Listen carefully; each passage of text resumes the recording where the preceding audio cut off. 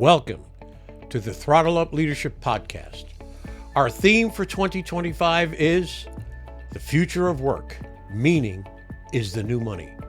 In a world shaped by rapid innovation and constant change, the pursuit of purpose and impact has never been more important. I'm Dr. John Dentico, your host, bringing over 30 years of experience in leadership, strategic thinking, and purpose-driven innovation. Here, we tackle the pressing challenges of our time, from the rise of artificial intelligence to the growing need for meaning in the workplace. Together, we'll uncover how leaders can ethically integrate AI to enhance decision-making and keep humanity at the heart of their organizations. Remember, amidst all the technological advancements, in the end, it's always about the people. This podcast is your resource for actionable tools, thought-provoking discussions, and inspiring stories. It's time to go beyond leadership development and focus on leadership impact, creating workplaces where people thrive, innovation flourishes, and meaning truly becomes the new currency. Thank you for joining me on this journey. Now, let's throttle up and dive into today's episode. Hello again, and welcome to the Throttle Up Leadership Podcast. I am your host, Dr. John Dentico. With me today is Dan Friker, a global executive, strategic advisor, and AI workforce futurist with over 20 years of experience in professional services working across the energy, oil and gas, and manufacturing industries. Known for his ability to lead large-scale organizational change and execute high-impact strategic initiatives, Dan has worked with Fortune 500 giants such as ExxonMobil, Microsoft, Cisco, 3M, and HP. A graduate of the Carlson School of Management with both a BA and a master's degree, Dan combines academic rigor with real-world insight to help organizations and leaders navigate complexity, foster sustainable growth, and align operations. With several AI certifications and a deep passion for workforce transformation, Dan now focuses on exploring how AI is reshaping hiring, HR, and leadership strategy. He speaks and consults on critical issues like the talent mismatch crisis, the future of job design, and how both companies and individuals can adapt strategically to stay ahead in the AI era. Dan's mission is clear: to bring the growing divide between organizations seeking talent and individuals searching for meaningful careers, empowering leaders to lead with vision and innovation. I am truly grateful that he has taken the time to be here with me today on the podcast. Good morning, Dan. How are you? Good morning. Good. Glad to hear it. So, Dan, I'm adding more of a personal touch this year to my podcasts. So I'd like to ask you, tell me a bit about yourself. Where did you grow up, and what in your mind were some of the fundamental influences in your life? Oh, great question. I actually grew up on the north side of Chicago in a town called Palatine, and turned 18, decided to go to the University of Minnesota. Little did I realize that I would spend the vast majority of my life here in Minnesota. But I think your question is relevant. One of the biggest influences in my life and my career is actually my grandfather. I come from a long line of teachers. He happened to be the former principal at Sun High School in the city of Chicago. Think about Chicago in the 60s and 70s, just a couple of things going on. But one of the things, as he was a major component of my upbringing, was really around connecting with people. Doesn't matter what kind of socioeconomic backgrounds. He is a Swiss German descendant. So for me, that really lit a passion. As when I attended the University of Minnesota my junior year, I actually studied abroad in Germany. And so not only did that further fan my desire to understand different people and cultures, but then how to work with them. And then ultimately, when I was at Manpower Group for about half my career, I was in a global role, having to work with people in the APAC market, the EMEA market, the Latin American market, and then ultimately trying to help major corporations, Fortune 100 companies, really find talent to execute upon initiatives they were doing, be it for oil and gas, or in the case of 3M, making sure they were producing life-saving materials during the COVID crisis. It's always been there. when I went to graduate school, one of the things I latched onto was how even in graduate school, it was becoming very apparent that HR departments were really taking these files that were, in some cases, physical file cabinets and starting to put them into databases.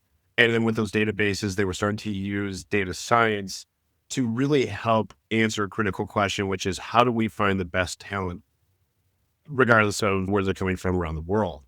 And AI is really just that extension of it. So this has been a linear progression to really understand this critical inflection point that we're in. I agree. I think the single greatest revolution that the world has ever seen, artificial intelligence. I always refer to Jensen Huang's comment when he said, speaking about HR, you don't have to worry about HR taking your job. You have to worry about somebody who understands how to use AI to take it. So I think that's a really interesting point. Let me ask you this, Dan. AI is expected to impact over 70% of jobs worldwide. From your perspective, which industries are most vulnerable and how can companies proactively adapt to this disruption? It's a great question. It is actually one that McKinsey has published multiple studies on. You're right in the sense that overall, AI has the ability to impact somewhere between 70 and 75%. They would also say that the value creation that would come out of AI is somewhere between $13 and $22 trillion. The way I like to describe this is think about within our lifetimes, the PC revolution. If you used to walk into major corporations back in the 1980s, you would see hundreds, if not thousands of executive admins, right? PC started to come and the major executives are essentially doing a lot of their own work. So the executive admin pool essentially went down. You used to walk into call centers and would see hundreds, if not thousands of people. Now you're able to do the same amount of work with less people. I would use a more recent example, which is e-commerce. Growing up in Chicago, I knew it as the Sears Tower. Sears had everything in the palm of their hand to take e-commerce and what is Amazon today. Fundamentally, they had everything. They knew that e-commerce was starting to impact their business by the mid-90s. They had quantifiable data by the early 2000s, yet it was their inability to adapt to the e-commerce environment. And quite frankly, Jeff Bezos publicly talked about it. He's like, I just took it, Sears' business model and just put it into the digital age. But the rest is history. So AI has that ability to improve efficiency. And I have a sneaky suspicion we're going to talk a lot about this today. But I think what is really missing in the marketplace is the efficiency versus success paradox, right? What sectors are going to be most impacted?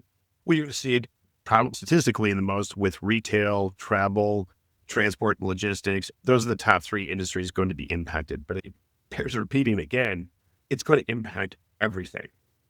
And I'm sure we're going to talk a little bit more about the efficiency success paradox in a moment here. Right now, what we're really seeing is what I like to call the Clippy Gen 1 version of AI. As much as these tools are coming out today, they're still just version 1.0. It's some of the insights in version 2.0, 3.0 that are really incredible. I agree. It's having an overwhelming effect on everything we do. Yet, I like to think that no matter what technology comes about, in the end, it's always about the people.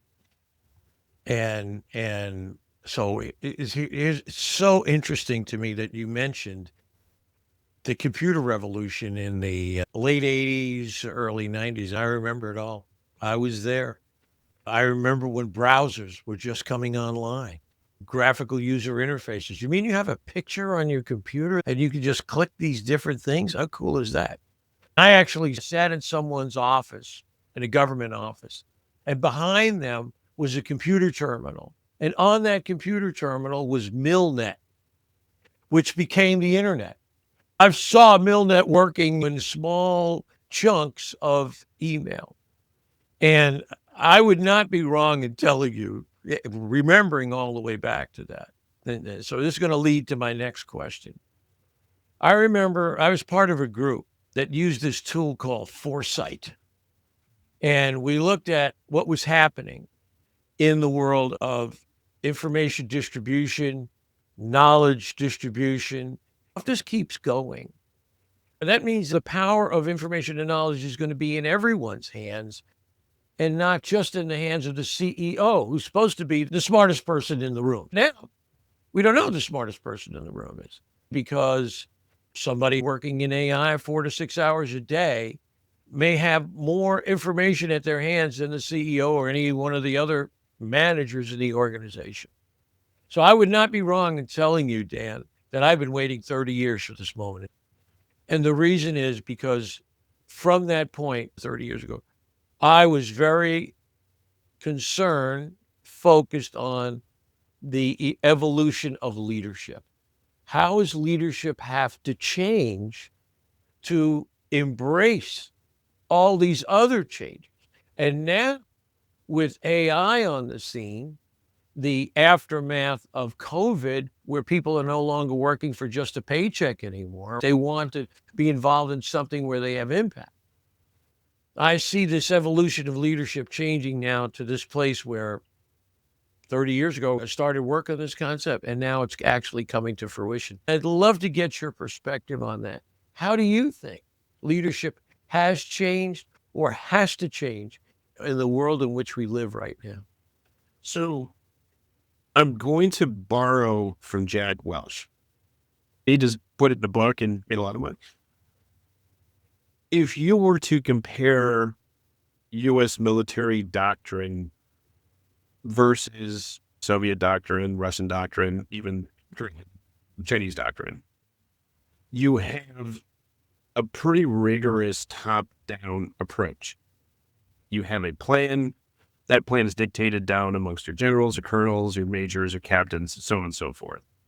One of the things that makes the U.S. military outside of the technology is the management of teams, right? If you're a sergeant, you kind of senior most non-commissioned officer, right? Lieutenants, and you know what the mission is, but they're given a fair amount of latitude to accomplish the mission. And that's not something that is present. And you see this kind of play out in the war in Ukraine. You have a decentralized military versus a centralized military, which is using new weapons and tactics. I mean, Ukrainians don't have a navy. And yet they've all but destroyed the Russian Navy in the Black Sea. And they've been able to do it through asymmetrical warfare and allowing frontline workers to make more decisions. What used to be a top-down approach where the CEO had the most information, what you're really, how you should be looking at AI transformation. And this is actually was studied pretty well by Andrew Nag, who is not only a professor at Stanford, although he got I believe his PhD from MIT, but he was also in the Google Brain Project, which became their AI engine, not Gemini. He actually kind of came up with a framework around what companies should be doing to adapt AI. So his first thing was adapt early. So adopt the technology first. So get your pilots to at least gain momentum. And there's no shortages of ways of using AI. It doesn't matter if it's supply chain, if it's HR, there's whatever. But the second step, which is so critical, and he talks a lot about it in his various studies, is building a cross-functional AI team, right? So it's not just embedded within the IT department, but you want to get people within accounting. You want to get people within HR. He also talked about the importance of making sure that you have a proper data scientist involved. So a data scientist is going to be the kind of person that's going to look at the data, structured, unstructured data, because, AI is, core of what it is just software. It's an algorithm, goes up 1, 3 over, and it comes out with a certain conclusion to predict a certain result. And if you have bad data, you're likely going to get bad results, right? So he talks about getting a project going early, building a good cross-functional team, making sure that you are at least providing basic AI training on what it is not. And what's interesting is we just talked about 3 steps. It's the 4th step, which is then you build your AI strategy, right? So normally in the business world, you start with strategy and then you kind of work it way down. He's like, no, that's with AI. Because you have CEOs, and in fact, he actually joked because I took one of his classes. when we finished the class, he's like, congratulations, you're smarter than 80% of the CEOs in AI. So if the CEO doesn't understand what it can and cannot do, then how do you develop a strategy around it? And then once you build out the strategy, and then making sure that you're building the external and internal communications. And that is becoming dictated more and more by laws that are starting to kind of come to bear. EU passed legislation around, if you're going to use AI, that you have to at least create a framework. So in the HR space, making sure that you don't have AI create unintentional biases. In the US, and I'm not going to comment about whether or not, the federal government's doing good things or bad things, but I will talk about the implications of decisions. Back in late January, early February, the Trump administration basically said, we're not going to be putting any regulations on this. Now, at a state level, you're seeing this more and more, right? I think there's 15 states that either have laws in the books or will certainly have laws in the book by end of 2025. So, again, as companies are adopting this, they have to think through it. But those are really the key steps. But if you do it right and you do it well, instead of having, so the CEO will basically be pointed the mission of the company, and maybe could even dictating, could be revenue growth, gross profit growth, EBITDA growth, could be market share, whatever strategy the particular CEO is doing, but allowing the different teams to execute as the data, information, and the change in environment becomes, essentially they're adapting to it. So it's key adapting the technology, adapting on how to change your processes, and then constantly measure the execution success. So, Okay. Yeah, I think that the issues right now, as I see it, is the development is happening so quickly, and it's every day. It's different. Every day you get a change to ChatGPT. It seems like, or we're at 4.5. Coherence with Grok is growing as the number of chips are now included in the processing capability. And I heard yesterday in a conversation, and I haven't looked into this, I haven't had time today to look into it, but NVIDIA just produced a brand new chip that is even more capable than the ones they've already produced. And most of the AI systems are running on NVIDIA chips anyway. So it's a very interesting situation we find ourselves in. And yeah, I think there has to be some level of regulation, but I don't think anybody has a grip on what that has to look like right now. correct. Because the development is so rapid. By the time you put regulations in place, they become overcome by events. They're old, they're ancient compared to where the development is. And my concern, I'm sure it's your concern too, is the level of ethical AI, explainable AI, transparency. How is this thing making a decision? What factors is it using? That, I think, AI is moving at 300 miles an hour. I think the ethical issues are moving at about 80, unless the companies we're talking about have a group that's connected directly to the development and saying, we have to keep up with you guys. We got to stay abreast of each other as we move down the road. So it's very, very interesting to see how that all occurs. And as a former military officer who taught strategy and tactics in the Navy, I'll tell you one of the big things, the big changes that I've seen, and it is at the core of organizations that a lot of people don't understand. So we may do a little bit of a deep dive here just for a couple of minutes. When you look at organizations today, they are still structured according to a bureaucratic model. Okay. Yes. Right. You know that. Okay. If you want to check it out, anybody who listens to this, see if they have an org chart with all the little boxes, because the org chart is the language of bureaucracy. It's how bureaucracy speaks to everyone. Okay, you fill this box, you are over here, you're in that box. Okay. Bureaucracy itself, founded by Max Weber, in the early 1900s, was built on fear. And he got that from Frederick the Great of Prussia, who took a provincial government and turned it into a world power by reintroducing organization onto the battlefield. And what was that based on? Well, it was based on the fact that the enlisted people had to fear the sergeants, and the sergeants had to fear the officers. that is what he borrowed in terms of building the bureaucracy. Yet today we know, based on some of the most amazing work done by, for example, former Air Force officer, no longer with us, by the name of John Boyd, who's probably, if not the greatest American military strategist of our time. And what Boyd found was that the military organizations that were able to overcome odds, able to win, even when they had decreased numbers, they had less numbers or less technology, was that organization that had greater level of mutual trust. Okay.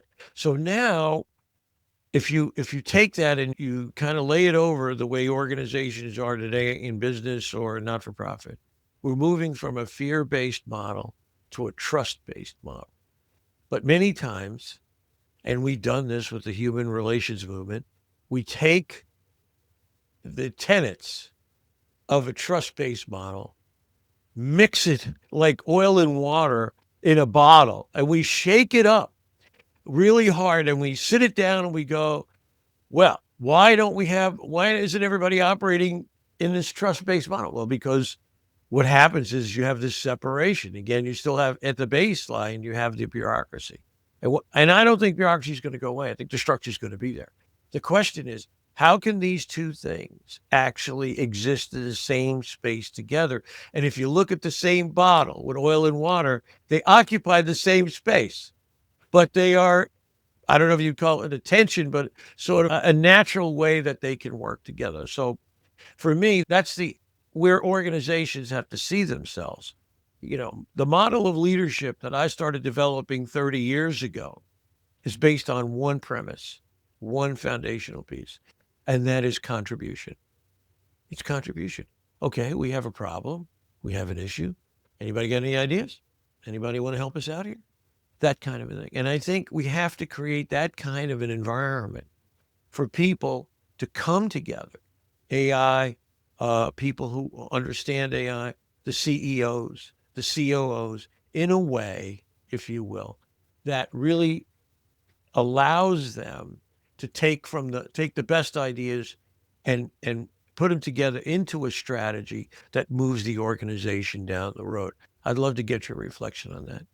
Yeah, there's a lot to unpack what you talked about there, but I'll try to break it down this way. So it was about 6 months ago. So the area of AI that I was really honed in on was within HR and talent acquisition. Now, I want to go backwards to give you a little bit of a history lesson to 2000 when I was in, kind of first going into the staffing industry. You have to understand that in 2000, all the major staffing companies, and this was also, by the way, a barrier of entry, is they had built these databases that took them years, if not decades, to build. So all the way from the 1950s, 1960s, all the way through to 2000, people would physically walk in and there was an intake process. They were put into their bespoke databases. And in the early 2000s, if you were working for a major staffing company, Dentico and Manpower Group, sometimes you would literally get into these, our database is better than their database kind of stuff. What you had, though, in the early 2000s is really when you had the rise of job boards. So, your early monsters, techies.com, like some of them have come and gone. Some of them are still around, of course. And you also started to have these big staffing companies move away from client server based databases into kind of more of it, essentially cloud, right? So you have this kind of democratization. So where you can actually create a new staffing company, essentially purchase now LinkedIn licenses and have, in some regards, almost as good, if not better, abilities to find talent. Even though these new technologies were coming out there, how they were adapting their business practices was slow in coming. And this kind of leads me to kind of my point, the paradox going on right now. So when I was looking to do some research, I was like, okay, how is AI making HR and talent acquisition better? And initially, I just thought I was just doing bad research. And I can't find case studies. I can find great case studies from the Wall Street Journal, Walmart, and how they're using AI so that they can stock each Walmart store with 5 to 10,000 SKUs that are within a 3 to 4 square mile area, because now they're able to compete with Amazon so they can do same day delivery of their products. But that's been a progression of, they started using data science a decade ago. Now they're using AI to make this faster. So the value proposition at the board, president, CEO level, they all, they know what the mission is and they know what success looks like. But the data and using LinkedIn's own data, now they're saying there's over 1,000 applicants for each open role. So you have these tools that now allow individual job seekers to apply to hundreds, if not thousands of jobs. It's no longer trying to find a needle in a haystack. It's literally a needle on top of needles. And you literally have people able to submit their resume via AI tools, and then on the other end, AI tools reading what those submittals are. And when you actually look at, so in some regards, is that efficient? Yes, you're doing more activity. But what's the success? It's finding the right person for the job. And so from a management level, and this is why I would point the finger at executives to go, you have to define the success metrics. Robert McNamara, when he was looking to go for the M14, the M16, was looking at data because he was, kind of a Harvard data guy and everything else. And he's like, well, if we fire more bullets, we'll kill more people. So we need guns to fire more bullets. Correlation is equal to causation. So is that success? You have to define success at a unit, squad level, all the way onto, the regiment, to be able to say okay, guys, what hills are we going to take? And if you're not making it clear on not necessarily what the activities are, but what does success look like, then you're constraining via that bureaucracy that you're talking about to move the organization forward. And I think those companies that are starting to adopt AI and figure out, okay, these are the pros, these are the cons, this is how we can improve the throughput of finding the best talent and doing it more quickly. In the short term, that's going to give you a competitive advantage. Just like the early adopters of e-commerce gave them a competitive advantage. What you don't want is 2018, which was the high watermark in the United States of retailers going out of business, because by then they realized if they didn't have e-commerce, they were out of business. And what's going to happen likely by the end of the decade is the companies that haven't adopted AI, now they're going to be lapped by it. Now they're going to be out of business. So in the short term, this is your competitive advantage moment. But by the end of the decade, if you're not doing it, you're not doing anything because you're out of business. It's interesting. I was reading an article the other day because you referred to it about this woman who's teaching people how to use Google's Gemini to get past the AI resume screening software. But what I found so ironic, and I thought this was I just got a great chuckle out of this, that in order to hack the person who's teaching people how to get through an AI resume screening system by using AI to do that, the hack is, well, the way we get around this is we have to call people in and do person-to-person interviews. That's the hack. So the human element becomes the hack to AI in some respects. And I thought that was just so incredibly interesting. And I just want to mention this. The point you made about having so many people apply to different jobs. There's this, as I look on LinkedIn, there's this tremendous, if you will, kickback on the notion of people being ghosted by organizations. They put in resumes and they never hear back. Well, the answer is because there's, 5,000 people putting in for this, that kind of a thing. So that may be one reason, but somehow there has to be some level of feedback for people to know that, hey, it got through, or we got it at least. Go ahead. This is me being very self-aware. I want to look in the camera as I say this. So I'm an idiot.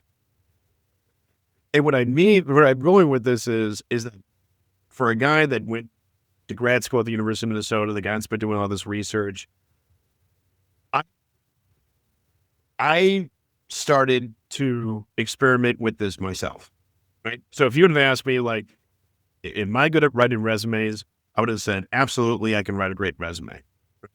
So there's a bunch of these tools. The one off the top of my head is called JobScan, right? So you can literally take, and what JobScan will do is it will take a job description, you can cut and paste it here, and then you can put your resume here, right? And essentially it reverse engineers, very common ATS platforms like Workday, like what your score is, right? And I will tell you, my score was coming at 30% of a match. And I'm like, how? I'm a smart guy. This is my area of expertise. The conclusion for looking through these tools is AI powered tools in some respects is actually making it harder, because what I found was a job description that might say go to market strategy. And it's in my resume, go to market strategy, but it showed up as go-to-market. It didn't recognize it. So in my resume, I said customer presentations, but the job description said so literally just by changing words here and here and here, it went from 30% to 85%. So right now, according to LinkedIn, only 40% of people applying for jobs are using some type of AI tool to do that comparison. But you've got to think of it this way. If you're on the other end, if you're a recruiter and you have 1,000 applicants, what you're likely going to do is to say, I only want to talk to people that are between a 95 to 100% match, even though the best candidate is probably in the noise. But because they didn't use it, essentially a job tool to kind of do those kind of tweaks and modifications. So what's the hack? You go to your network. So when the Time Magazine came out with an article on the 24th of March, and they talked about how the data from essentially 2000 to 2024, most recent, the number one way to get jobs is your network. That has not changed. But yet you have all these tools and AI, so you would think it would be more efficient. Still, so we have face-to-face interactions. Yeah, I think it's it's almost like cold calling. You're cold calling on LinkedIn by providing all this. I had a guy, a guest on before named Arnold Lucas, and one of the things that I captured from our conversation, and he's the chief technology officer for a company in the travel space. They do buses and trains. They're called Wanderoo, and he said to me, what he impressed upon me was there's two job markets, right? There's the one you hear about all the time. Job market. We lost jobs, we gained jobs, we lost jobs. He said, and then the other market is the talent market. Mm-hmm. He said, and we're always looking for talent. Even though the job market may say, oh, we're cutting, 4,000 people from tech, or we're cutting 300 people from tech, or whatever it is, we're always looking for talent. And it's how you can put your best foot forward. I think that's what AI can help you do, is really clean up your presentation in a way to a company. But again, it's the local network. And the other thing I'll mention, this guy's Ed. His name's Ed Temple. He's an MCC coach in Canada. He's been on a while back, and he said to me, I think AI is going to take over probably 75 to 80% of the redundant things that we do. He said, yes. Which makes the other 20% of our humanity even more important. So it's a very interesting take on the job market, HR. And also, and I'm just going to lead into this just for a second, is the temporary staffing market.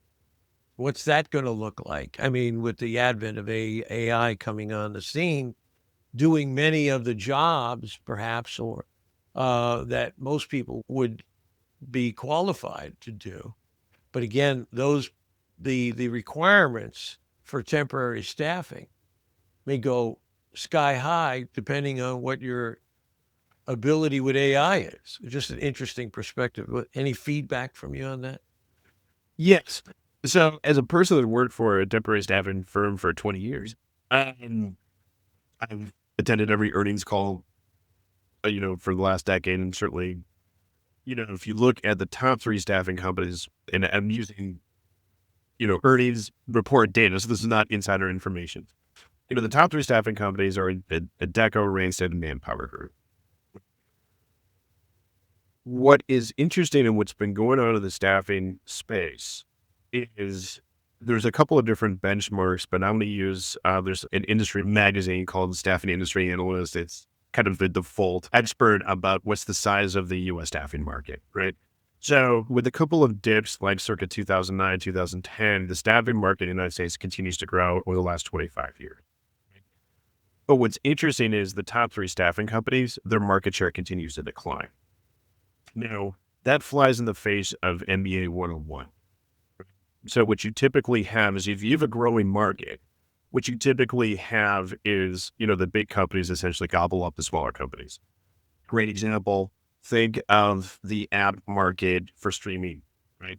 So at first, everyone had their own streaming app. And of course, now you're essentially getting into kind of the big four, if you will. So there's, this company's buying this company. Now, what you're actually are seeing in the staffing industry space is entropy, right? You're actually seeing the big three losing market share.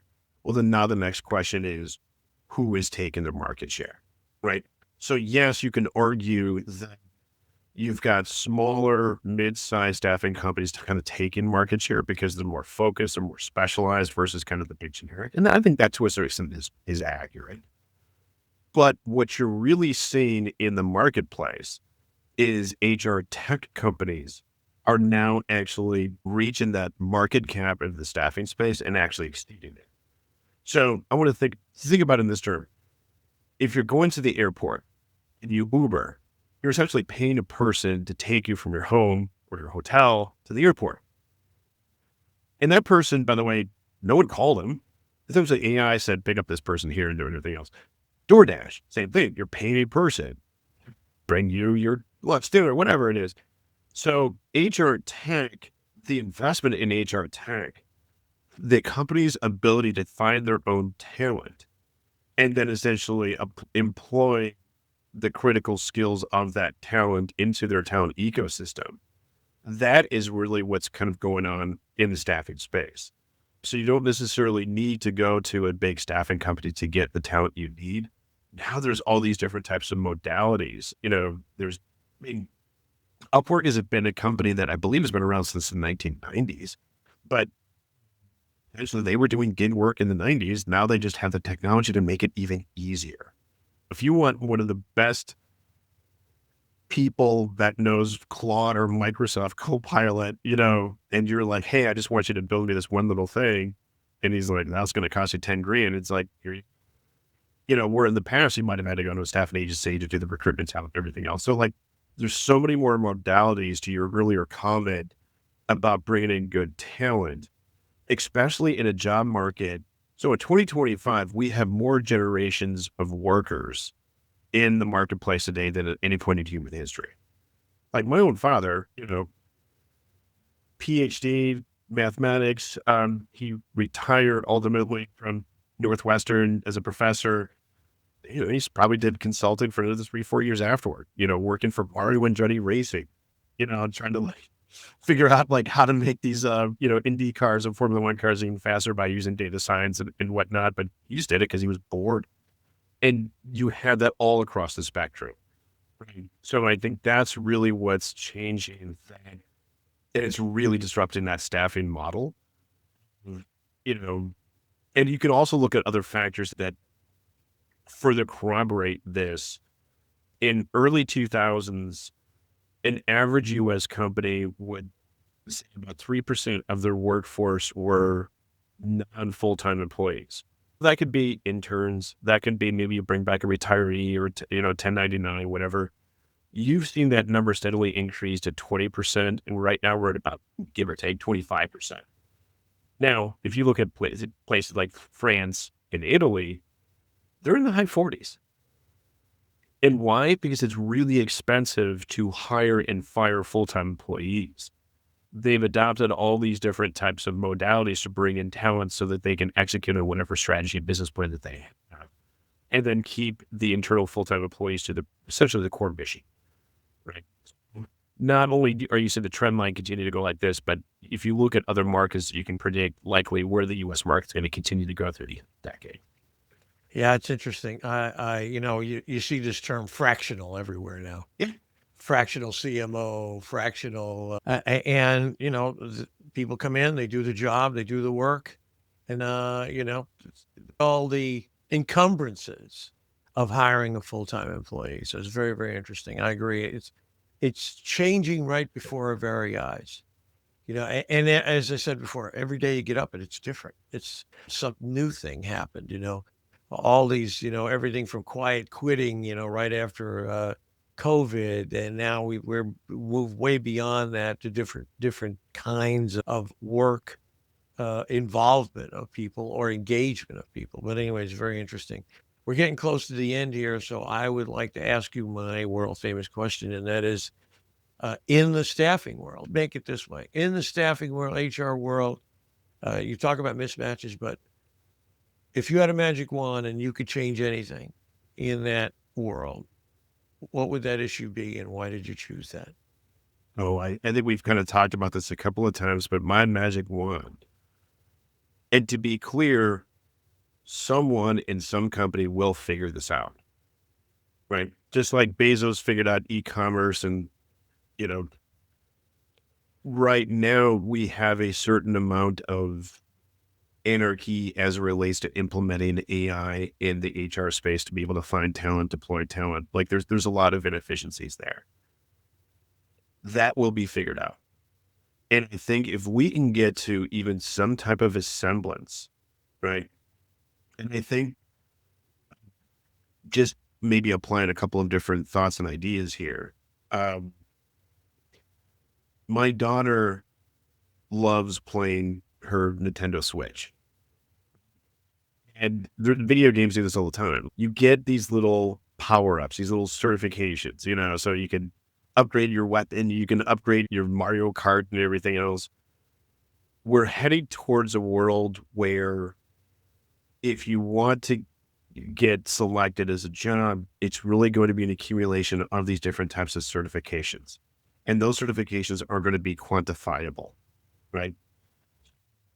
Imagine a world where you can actually better predict a person's skills because they have the certifications that you're looking for at the right levels. Now you have better structured data. So now you have the ability. So instead of the stress and agony of trying to find your next job or your career, now you have the ability to go into a tool or tools, create a customized learning plan of what the things you want to do, what your talent lends you to do. And then now you have a litany of companies basically saying, we want your talent in our company. In whatever type of modality, if it's a full-time job, if it's a consulting gig, if it's a 3-month assignment, 6-month assignment, if you can create that type of world, and I do believe that world is coming.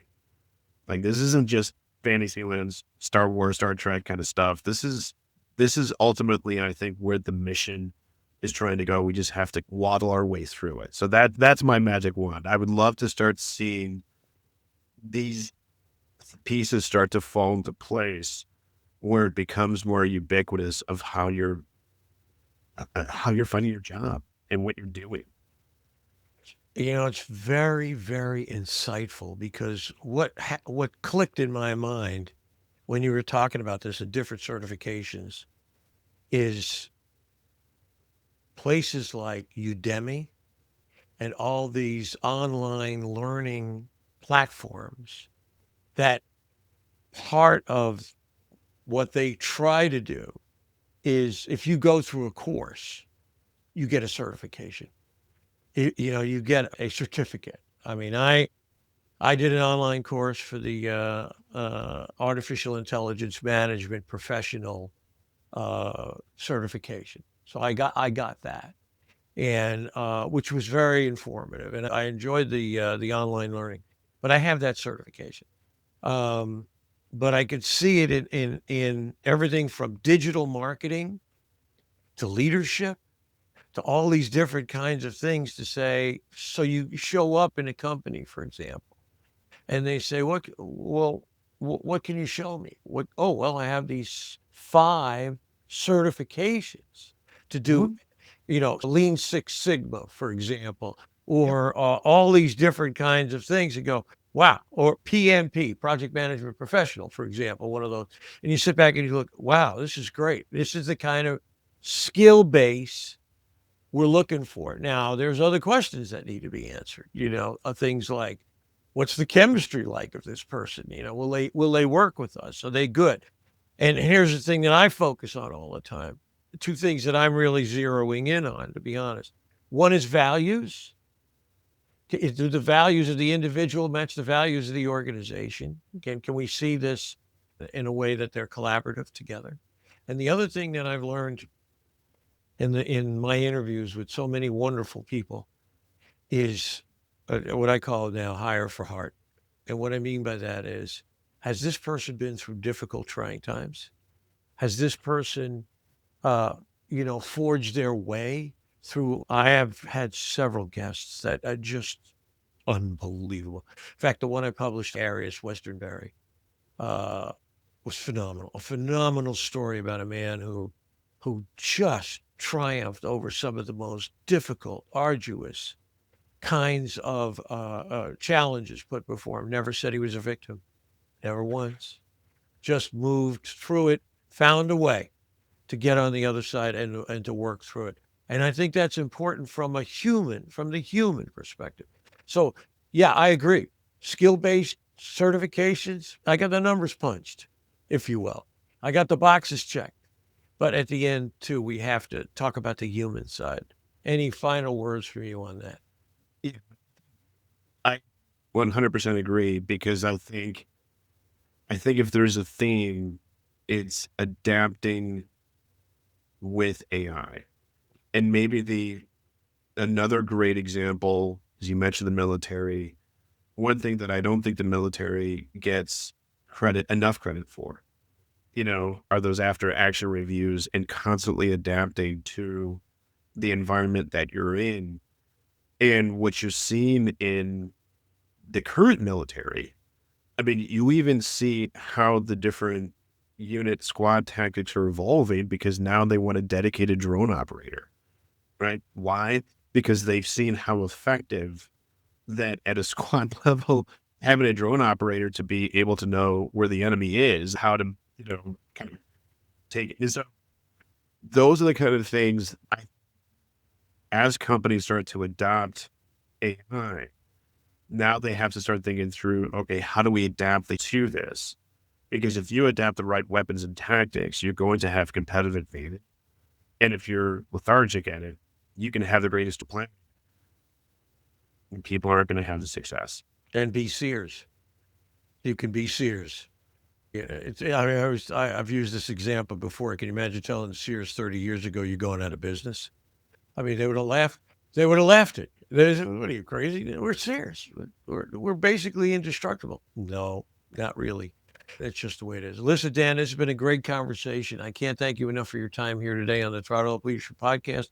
I wish you all the success in the world. Good things to you and your family. Thank you very much for your time.